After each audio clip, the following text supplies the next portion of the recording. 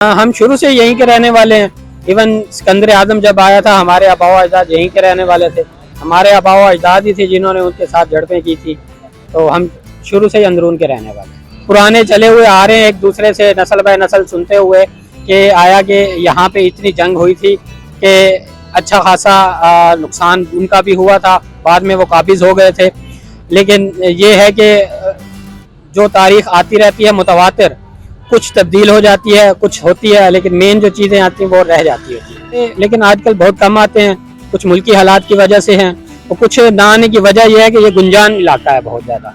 यहाँ आने में ट्रैफिक की वजह से मसाइल होते हैं और अगर कोई प्रोटोकॉल से आए तो यहाँ पे ट्रैफिक जाम हो जाती है सड़कें छोटी होने की वजह से। तो इस वजह से टूरिस्ट कम आते हैं।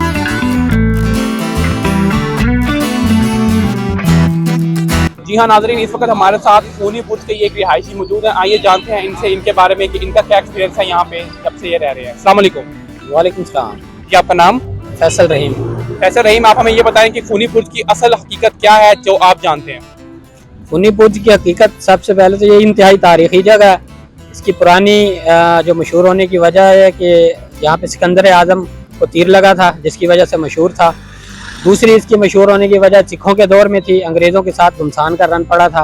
और आजकल के हिसाब से देखा जाए तो ये मछली के हवाले से बहुत मशहूर है। यहाँ की मछली बहुत मशहूर है। तो आपने बताया मशहूर, पहली वजह इसकी ये है कि सिकंदर आजम को यहाँ तीर लगा था और अब मछली की वजह से मशहूर है। तो आप कब से यहाँ पे रह रहे हैं और आपके अब्बा अजदाद भी यहीं से हैं और उनका क्या एक्सपीरियंस था, वो कब से इसको जानते हैं? हम शुरू से यहीं के रहने वाले हैं।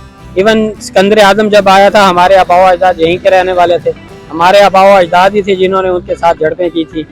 तो हम शुरू से ही अंदरून के रहने वाले हैं। उनसे कोई आपको न्यूज़ मिलती है, उन्होंने कुछ आपको बताया आपके अब्बा अजदाद ने, आपके अब्बा जी ने या दादाजी ने, कि हम किस तरह सिकंदर आलम का यहाँ पे दौर था और किस तरह खूनी बुर्ज मशहूर था, क्या यहाँ एक्टिविटीज़ हुआ करती थी?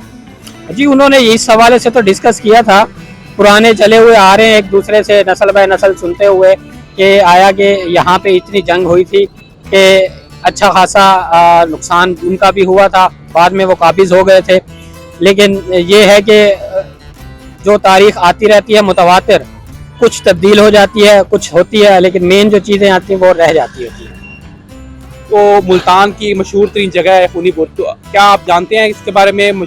और बेहतर के जो टूरिस्ट वगैरह हैं वो साल में कितनी दफ़ा यहाँ पे आते हैं? क्योंकि सिकंदर आलम को यहाँ तीर लगा था तो लोग जो है यहाँ पे आना चाहते हैं, देखते हैं कि ये जगह पहले कैसे थी और अब कैसे है। जी पहले तो काफ़ी आते थे लेकिन आजकल बहुत कम आते हैं, कुछ मुल्की हालात की वजह से हैं और कुछ ना आने की वजह यह है कि ये गुंजान इलाका है बहुत ज़्यादा। यहाँ आने में ट्रैफिक की वजह से मसाइल होते हैं और अगर कोई प्रोटोकॉल से आए तो यहाँ पे ट्रैफिक जाम हो जाती है सड़कें छोटी होने की वजह से। तो इस वजह से टूरिस्ट कम आते हैं। ये एक कदीमी जगह है, बहुत पुरानी जगह है, तो लोग यहाँ से मूव ऑन क्यों हो जाते हैं? ये गुंजान इलाका क्यों है? हाँ, गुंजान आबादी बढ़ती जा रही है, रोज बरोज आबादी बढ़ रही है। तो इस वजह से लोग यहाँ से दूसरी जगह शिफ्ट हो जा रहे हैं, शहर से बाहर भी जा रहे हैं। लेकिन अभी भी यहाँ पे अच्छी खासी गुंजान आबादी है। अगर आप शाम के टाइम आए तो यहाँ ट्रैफिक का हुजूम ही मिलेगा आपको और अंदरून शहर के अंदर तो अच्छी खासी आबादी है।